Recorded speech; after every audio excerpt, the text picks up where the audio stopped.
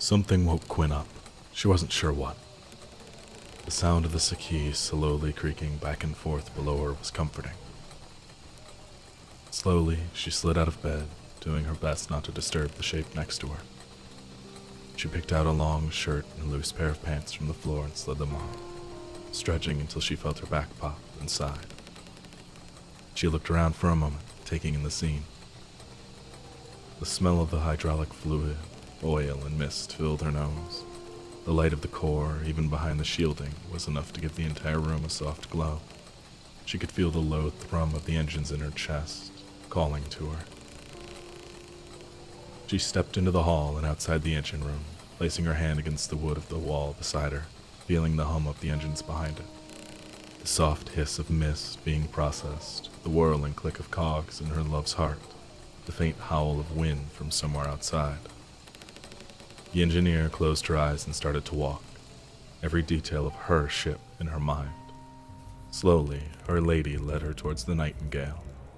She could hear the music long before she reached it, Rose's voice helping guide her further. She stopped by the door for a moment, listening to the song, the chatter, the sound of John serving drinks, and Jesse and his crew making food just feet away. After a moment, she continued on, eyes still closed. She felt the frame of a door and knew exactly where she was. A small shiver ran through her and her pace quickened. The captain had found her there, not even a shadow of herself now, when they'd taken the ship.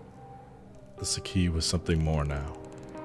Quinn couldn't say good, but she wasn't used for what she had been.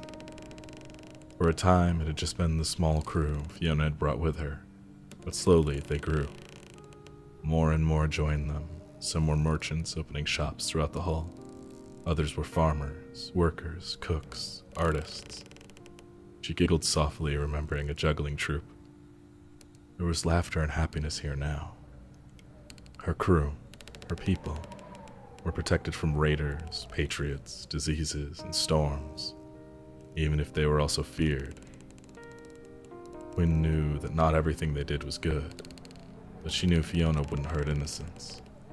She wouldn't raise cities, but being branded pirates, that was the price of taking that mantle.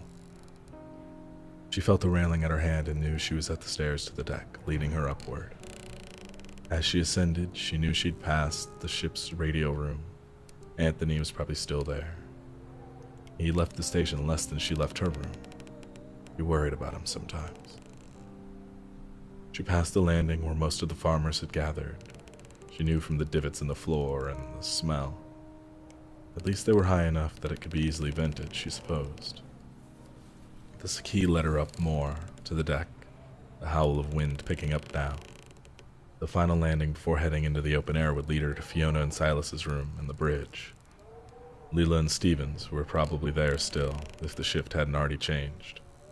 She needed to remember to stop by and talk to them someday. She needed to learn to speak to everyone here. She felt along the wall until the wood gave way to steel and iron.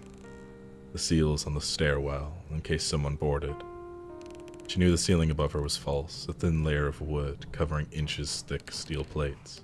A thick skin for her lady to protect everyone inside. She continued again, finally stepping onto the deck, the cold wind instantly cutting through her.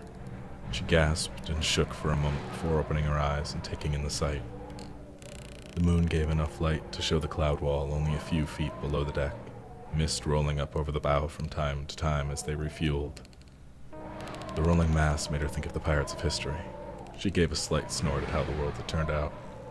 Apparently they had had it right, just a bit too early. She stared in the night, mind wandering for a while before heading back downstairs. Silently, she made her way back to the heart, retracing her footsteps until she was in her room again. She smiled and patted the doorframe lovingly as she closed the door, slipping out of her clothes and crawling back into bed. The shape next to her groaned softly in apparent annoyance before falling silent again. Quinn grinned and kissed the other's forehead, supposing she had two ladies in her life now before falling back to sleep.